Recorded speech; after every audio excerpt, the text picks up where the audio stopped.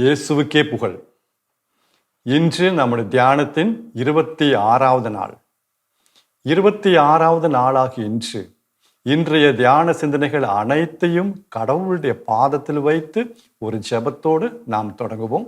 முடிந்தால் கண்களை மூடியவாறு ஒரு ஜெப உணர்வோடு பயபக்தியோடு இந்த ஜெபத்தில் கலந்து கொண்டால் இன்னும் நன்றாக இருக்கும். ஜெபிப்போமாக. எங்களை ஒவ்வொரு நாளும் பாதுகாத்து வழிநடத்தி வருகின்ற அன்பு தந்தையே இறைவா, இதோ 26வது நாளாகி இன்றைய தியான சிந்தனைகள் அனைத்தையும் உம்முடைய பொற்பாதத்தில் வைக்கிறோம். ஆண்டவரே தந்தையே, எங்களை வழி நடத்தும்.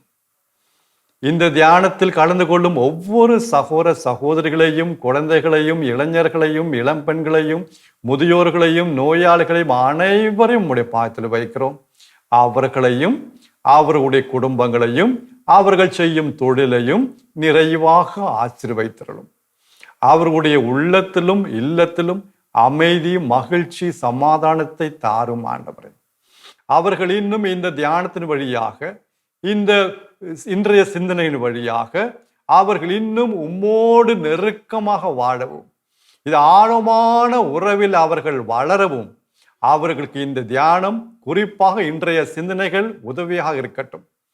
உம்முடைய வல்லமையுள்ள வார்த்தைகளை அனுப்பி அவர்களை திடப்படுத்தும் ஆண்டவரே, அவர்களை உற்சாகப்படுத்தும் ஆண்டவரே. இதற்காக அருளை எங்களுக்கு தாரும் அப்பா.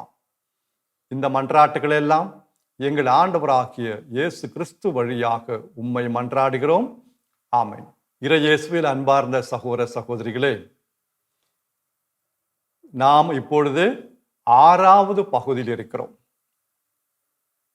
இந்த 6வது பகுதியில் நாம் ஆண்டவராகிய இயேசு கிறிஸ்து சிலுவையில் பெற்றுக்கொண்ட அந்த மீட்பு செயலை, அந்த வெற்றியை நாம் இப்பொழுது இந்த தியானத்தின் வழியாக ஒரு கொண்டாட்டம், we are celebrating it. ஏதோ ஐயோ இறைவார்த்தை கேட்கணுமே ஒரு பாரத்தோட என்ன செய்வது, இந்த தவக்காலம் அப்படின்னு இல்லாம இது ஒரு கொண்டாட்டம். இயேசு சிலுவையில வெற்றி விழா கொண்டாடினாரு. அந்த சாத்தானின் படை அனைத்தையும் அவருடைய இகழ்ச்சிக்கு உள்ளாக்குமாறு, அவமானத்துக்கு உள்ளாக்குமாறு அவர்களை ஊர்வலமாக இழுத்து சென்றாராம். இதெல்லாம் நம்ம பார்ப்பது கிடையாது. நம்ம பார்க்கிற ஐயோ பாவம், ஒரு துணி கூட இல்லாம இப்படி அவமானமா, இப்படி சிலுவையில் அறைந்து இப்படி செத்து கிடக்கிறாருன்னு பார்க்கிறோம். இதுதான் உலகத்தாருடைய மக்களுடைய பார்வையில் அதுதான் சிலுவை. நம்முடைய பார்வையில் சிலுவை வல்லமை. சிலுவையில் அறையுண்ட மெசியா இறை வல்லமையும் இறை ஞானமுமாய் உள்ளார். இது பழைய பாடல் நான் கேட்டது, இப்ப அந்த பாட்டிலே இருக்கான்னு தெரியல.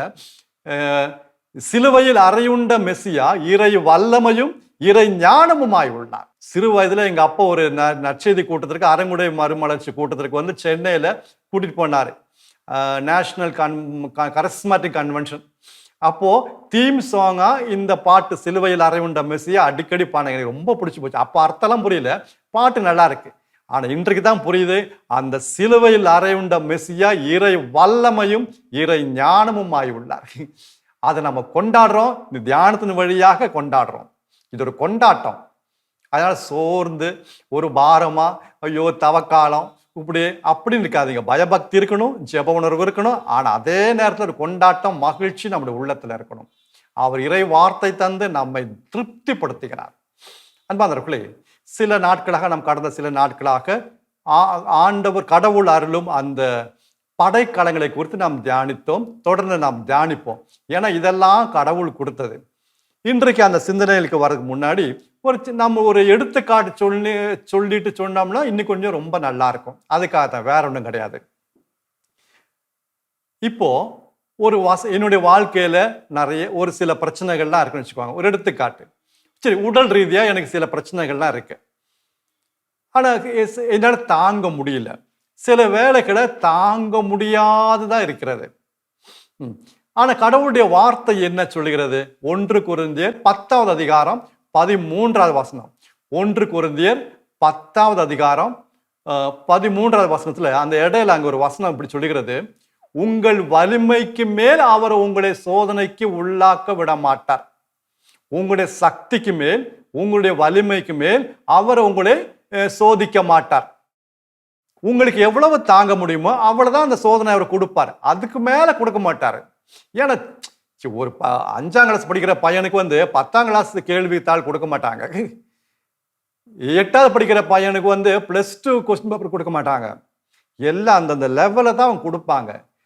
இவங்க இந்த டீச்சர்ஸுங்க, பூமிக்குரிய ஆசிரியர்கள் இப்படி இருக்கும்போது நம்முடைய அப்பா அதுக்கு மேல கொடுப்பாரா?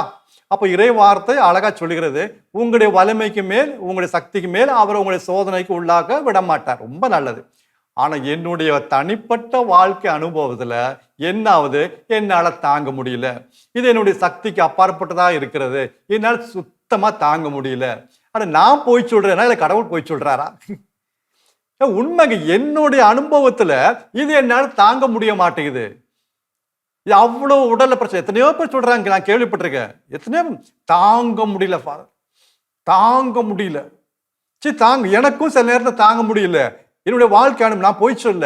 ஆனா கடவுள் போய் சொல்றாரா? கடவுளும் சொல்றாரே, உன்னுடைய வலிமைக்கு மேல அவனை சோதனைக்கு உள்ளாக்க விட மாட்டேன்பா, பரீட்சை கொடுக்க மாட்டேன்பா. ஆனா இப்ப யாரு என்ன நடக்குது ஒண்ணுமே புரியலையே. சரி, அப்ப கடவுள் எனக்கு அவர் ஒரு எடுத்துக்காட்டு சொன்னார். இப்ப நான் ஒரு எடுத்துக்காட்டு சொன்னேன், இதுக்குள்ள அவர் ஒரு எடுத்துக்காட்டு சொல்றாரு. சரி, ஒரு பரீட்சை நடக்குது, போர்டு எக்ஸாம் நடக்குது, 10th போர்டு எக்ஸாம். அந்த போர்டு எக்ஸாம் முடிச்சு அந்த எழுதிட்டு அந்த எக்ஸாம் எழுதிட்டு ஒரு பையன் வெளியே வரான். வெளியே வந்தோடனே அவன்கிட்ட கேட்குறேன், ஏய் எக்ஸாம் எப்படி இருந்துச்சு, பரீட்சை எப்படி இருந்துச்சு, நல்லா இருந்துச்சா? நீங்க ஒன்று ஃபாதர், அவ்வளோ டஃப் ஃபாதர், இப்படி நாங்க இந்த பரீட்சை சந்திச்சதே கிடையாது, எவ்வளோ டஃப்பா இருக்கு, ரொம்ப கஷ்டமா இருக்கு, இதுல எவனாவது ஒருத்தன் கூட பாஸ் ஆகும்னு நம்பிக்கை இல்லை எனக்கு, அவ்வளோ டஃப்பா இருந்துச்சு, அவ்வளோ கஷ்டமா இருந்துச்சு. ஆடாடாடா, ஏதோ தப்புன்ட்டாங்க தெரியலையே, இவ்வளோ டஃப்பா? ஆமா ஃபாதர், நான் போய் சொல்ல. எத்தனை பேர் பாஸ் ஆகணும் சந்தேகம் தான், கேள்விக்குறி தான். சரி, அடுத்துக்கு ஒரு 5-10 நிமிஷம் கழிச்சு வேற ஒருத்தன் வெளியே வரான், போர்டு எக்ஸாம் எழுதிட்டு வெளியே வரான். அதே கிளாஸ் ரூம், அதே ரூம்ல, அதே 10th படிக்கிற பையன், அதே ஸ்டாண்டர்டு, அதே போர்டு. ஏய் பரீட்சை எப்படிடா இருந்துச்சு? ஃபாதர், நீங்க சொன்ன நம்ப மாட்டீங்க, இதை விட ஈஸியான பரீட்சை நான் பார்த்தே இல்லை ஃபாதர், அவ்வளோ ஈஸி, அவ்வளோ எளிதா இருந்துச்சு. இது எல்லாமே 90-98 வாங்கிடுவாங்க போல இருக்கு ஃபாதர். பரீட்சை எழுதுறவங்க எல்லாம் 98-99 வாங்கிடுவாங்க போல இருக்கு. அவ்வளோ ஈஸியாச்சு. தெரியாம அவங்க கொடுத்துட்டாங்க தெரியல. அவ்வளோ சந்தோஷம். கடவுளுக்கு எவ்வளவு நன்றி சொன்னாலும் பத்தாது ஃபாதர், அவ்வளோ ஈஸி. ஆனா கேள்வி பேப்பர் ஒண்ணுதான், ஒரே பரீட்சை தான். ஒருத்தர் ரொம்ப டஃப்பா இருக்குங்கிறான், ஒருத்தர் ரொம்ப ஈஸியா இருக்குங்கிறான். என்ன நடந்துச்சு? இவன் டஃப்பா இருக்குன்னு சொன்னவன் இது என்ன பரீட்சைன்னு அதெல்லாம் ரொம்ப லைட்டா எடுத்துக்கிட்டு ஊர் சுத்திட்டு அவன் வந்துட்டு எழுதிட்டான். அவன் அவளை பெருசா எடுத்துக்கல, ஒரு 10th அவன் கஷ்டப்பட்டு படிச்சு அவன் விடல. இந்த பரீட்சையில நான் நிறைய மார்க் வாங்கணும், ஃபர்ஸ்ட் வாங்கின அந்த ஏம் போனே இரவும் பகலா இருந்து கஷ்டப்பட்டு படிச்சு அவன் எழுதினான். பார்த்தா அவன் படிச்சு அவ்வளோ கஷ்டப்பட்டு படிச்சான். ஆனா ஏன் கொஸ்டின் தான் ரொம்ப சிம்பிள், கொஸ்டின்லாம் கரெக்ட் தான். ஆனா அவன் அவ்வளோ படிச்சனால எல்லாம் ஈஸியா போனுச்சு. எது சூஸ் பண்றேன்னு தெரியல, எல்லாம் ஈஸியா இருக்கு. இவன் ஊரை சுத்திட்டு வந்துட்டு உட்காந்துட்டு என்னத்த பரீட்சை இப்படி டஃப்பா இருக்கு, ஏன் இப்படி கொடுக்குறாங்க, அவங்க எங்களுக்கு இப்ப தெரியாதா, ஒரு அக்கறை இல்லை, டஃப் முடியல. அன்பார்ந்தவர்களே, நம்முடைய வாழ்க்கையில சோதனை தாங்க முடியாதுன்னு ஏன் சொல்றோம்? ஏன் நம்ம தாங்க முடியும்? ஆனா கடவுள் சொல்றாரு, உன்னை இந்த உன்னுடைய வலிமைக்கு மேல நான் சோதனைக்கு உள்ளாக்க விட மாட்டேன்னு சொல்றாரு. கடவுள் பொய் சொல்பவர் அல்ல, கடவுள் எப்பவுமே உண்மை உள்ளவர்.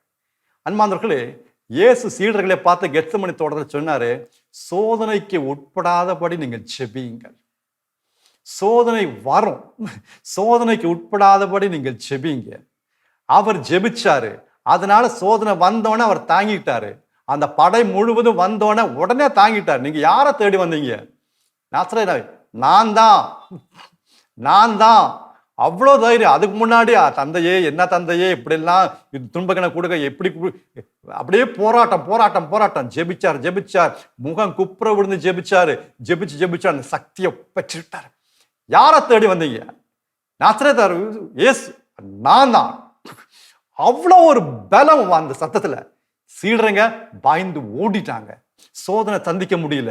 ஒருத்தர் ஒரு வாள் எடுத்து வேற ஒரு படையாளுடைய காதை வெட்டிட்டாங்க. கோபம், எரிச்சல். சோதனை வந்தாலும் என்ன செய்யறது தெரியல. மற்றவங்க ஓடிட்டாங்க. துணியை காண துண்டை காணன்னு அவங்க ஓடிட்டாங்க. சந்திக்க முடியல. அன்பானவர்களே, ஜெபம் அந்த வல்லமையை தருகிறது. சோதனையை தவிர்க்க முடியாது. தூய ஆவியானவர் இயேசு சாத்தானால் சோதிக்கப்படும்படி பாலைவனத்திற்கு தூய ஆவியானவர் அழைத்து சென்றார். பரீட்சையில ஜெயிக்கணுங்கிறது தான் கடவுளுடைய ஆசை. பரீட்சை வேண்டான்னு சொல்லக்கூடாது. தொடக்கத்துல ஆதாமை படைத்த பிறகு கடவுள் பரீட்சை வச்சாரு. அது ஒரு பரீட்சை. அந்த பரீட்சையில அவன் ஆதாம் ஜெயிக்கணும், ஜெயிச்சிருக்கணும். அதான் கடவுள் விருப்பம். ஆதாம் தோத்துட்டாரு. நீங்களும் நானும் இப்ப ஆதாமின் வம்சத்தில் வந்தவர் அல்ல. இன்னைக்கு நம்ம இயேசு கிறிஸ்துவின் வம்சத்தை சார்ந்தவர்கள். we belong to new race. இரண்டாம் மனிதனாக இயேசு கிறிஸ்துவின் வம்சம். அவரோடு இணைந்து வாழ்கின்ற வாழ்க்கை போய் நம்ம ஆதாம் பெற்றுக்கொள்ளவில்லை, இயேசுவிடமிருந்து நமக்குள்ள வருகிறது. இது கடவுளுடைய வாழ்க்கை, இது கடவுளுடைய வாழ்வு. இந்த வாழ்வுல நீங்கள் நானும் ஜெயிக்கணுங்கிறது அவர் விரும்புறாரு. எல்லா தீய சக்திகளையும், தீய ஆவிகளையும், அசுத்த ஆவிகளையும், குறிச்சுள்ள ஆவிகள், எந்த ஆவியா இருக்கட்டும், சாத்தானியம் அவனுடைய படையை நாம் எதிர்த்து நிற்கணும். அதுக்காக தான் ஜெபம். அதனால தான் எபேசியர் 6வது அதிகாரம் அடுத்தது இந்த படைக்கலைகள்லாம் சொல்லிட்டு ஜெபத்துல முடிக்கிறாரு. எபேசியர் 6வது அதிகாரம் 18வது வசனமும் 19வது வசனமும். எபேசியர் 6வது அதிகாரம் 18வது வசனமும் 19வது வசனமும். எல்லா வேண்டுதல்களையும் மன்றாட்டுகளையும் அவரிடம் செலுத்துங்கள், தூய ஆவியின் துணையால் ஜெபியுங்கள், அனைவருக்காகவும் மன்றாடுங்கள். தூய ஆவியின் துணையால் அப்படின்னா அந்த நேரத்துல மட்டும் தூய ஆவியை நான் ஜெபிக்க போறேன், எனக்கு உதவி செய்யுங்க, அப்படி கிடையாது. அவரோட இருந்து ஜெபிங்க. அந்த நேரத்துல கூப்பிட்டா மட்டும் வர தூய ஆவியால் வச்சுக்காதீங்க, அப்படி நம்ம வச்சுக்கூடாது. அவரோட நட்புறவு எப்பவுமே இருக்கணுங்க. நம்ம ஜெபிக்கிறோம். நான் ஜெபிக்க கூடாது, அது கடவுள் பிடிக்காது. நான் ஜெபிக்கிறது கடவுள் ஏத்துக்க மாட்டாரு. நான் மண்ணு, இந்த மண்ணு முடியாது, தெரியாது என்ன ஜெபிக்கணும், எப்படி ஜெபிக்கணும், எந்த வார்த்தைகள் ஜெபிக்கணும், எதற்காக ஜெபிக்கணும், எனக்கு ஒண்ணுமே தெரியாது. இந்த களிமண்ணுக்கு என்ன தெரியும்? ஆனா தூய ஆவியானவரோடு ஜெபிக்கும் பொழுது நம்ம ஜெபிக்கிறோம். அவர் எனக்குள்ள இருந்து அந்த தூண்டுதல் தந்து நாங்க ஜெபிக்கிறோம். எல்லாம் அவருடைய தூண்டுதல். அந்த ஜெபத்தை கேட்பார். ஏன்னா தூய ஆவியானவருக்கு என்ன தெரியும்? கடவுளுடைய உள்ளம் என்னன்னு தெரியும்.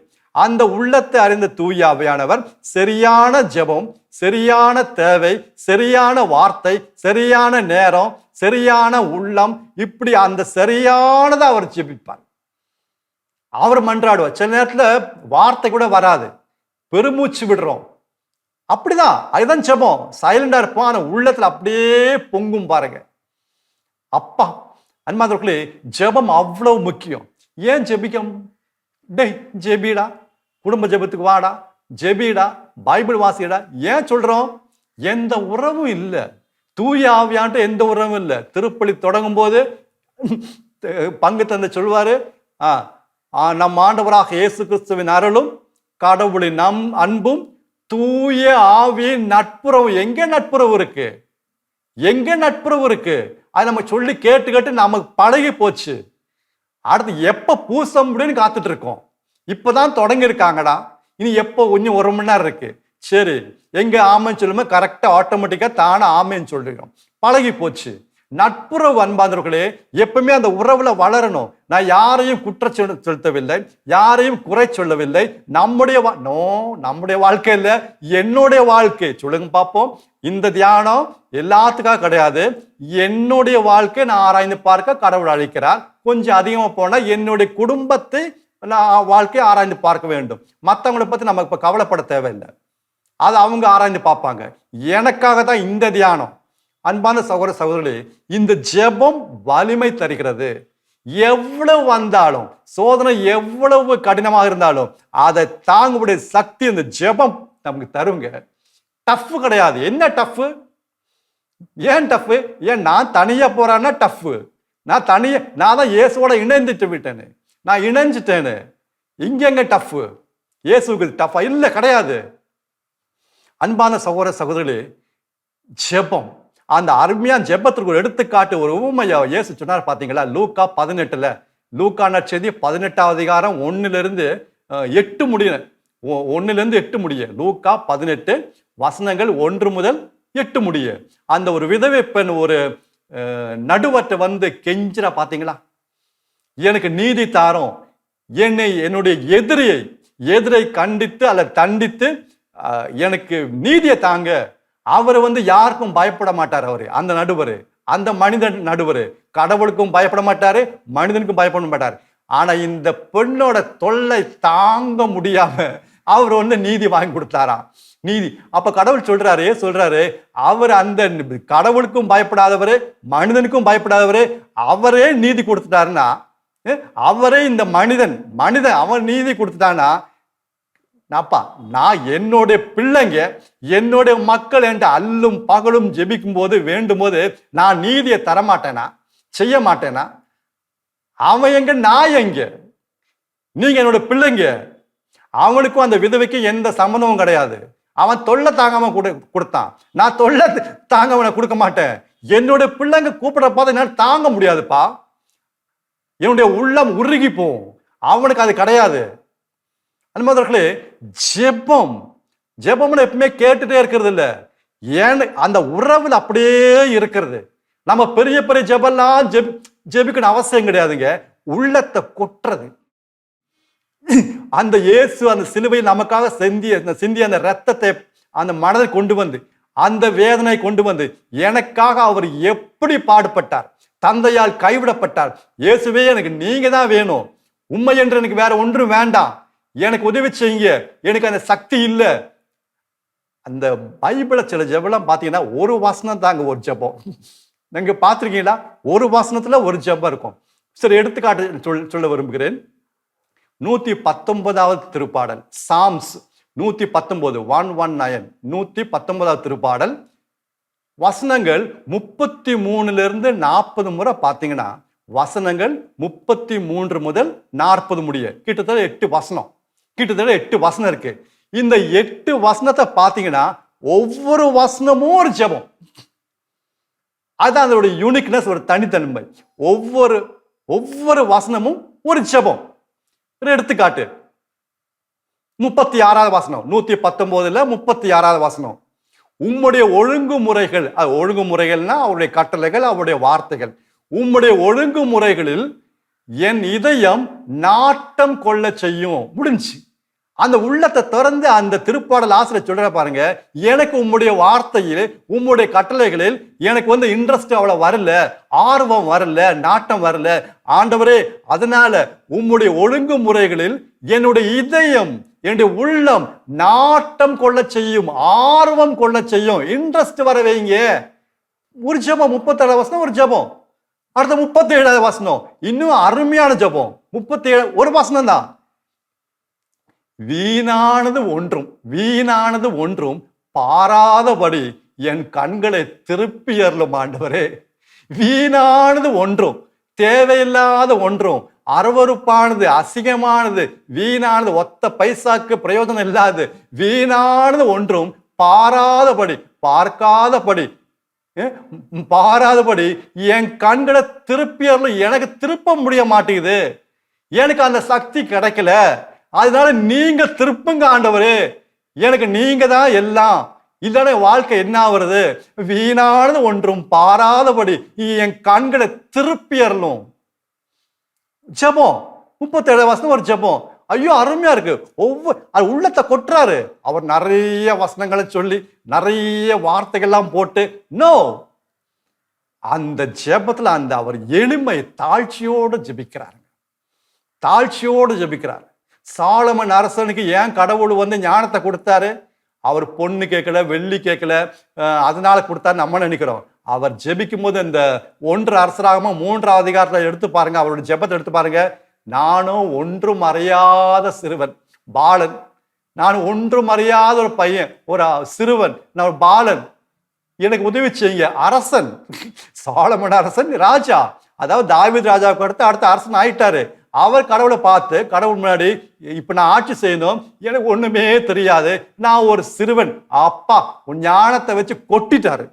உலகத்துல எந்த ராஜாவுக்கும் இவர் கிடைக்காத ஞானம் கடவுள் இவர் கொடுத்துட்டாரு. தாழ்ச்சி, எளிமை. அன்பானவர்களே, தாழ்ச்சி. அவர் இந்த ஜெபத்தோடு இப்படிதாங்க ஜெபிக்கணும். 2 குறிப்பேடு 20ஆம் அதிகாரம் எடுத்து பாருங்க. 2 குறிப்பேடுனா இந்த 2 Chronicles 2 குறிப்பேடு 20ஆம் அதிகாரத்தை எடுத்து பாருங்க.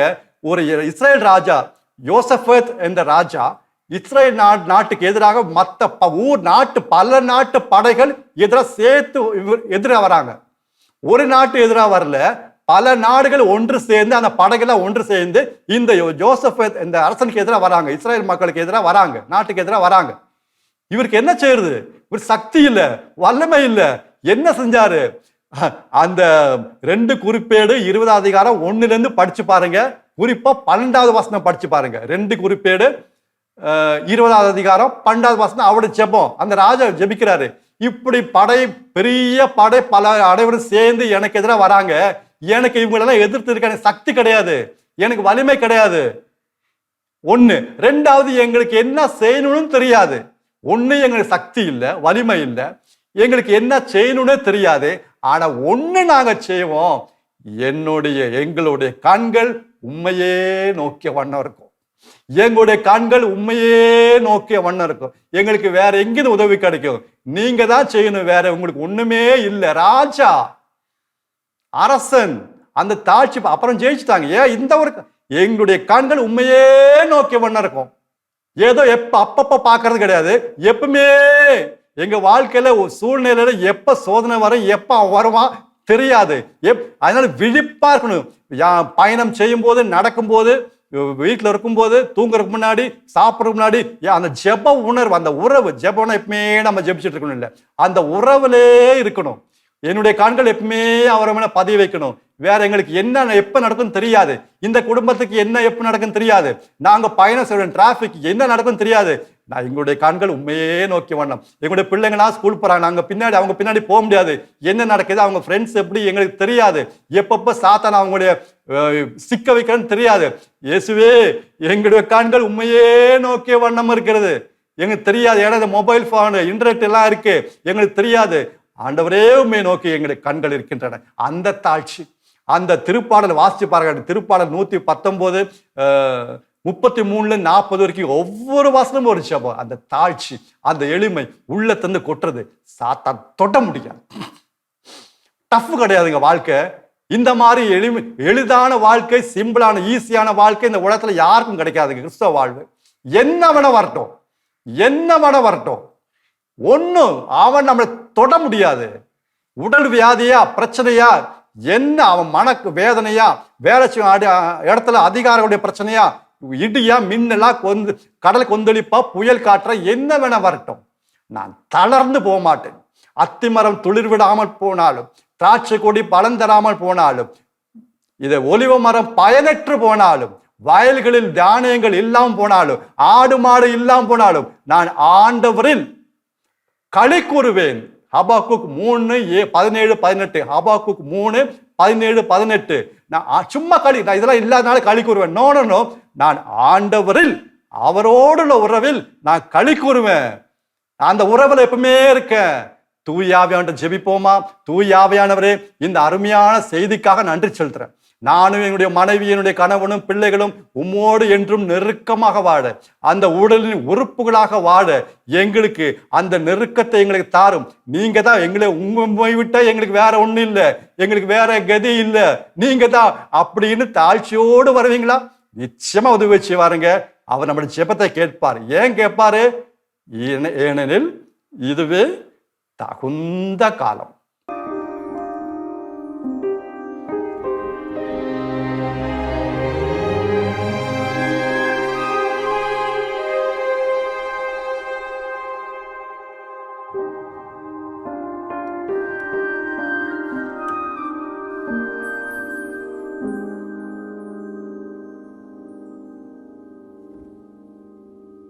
ஆமென்.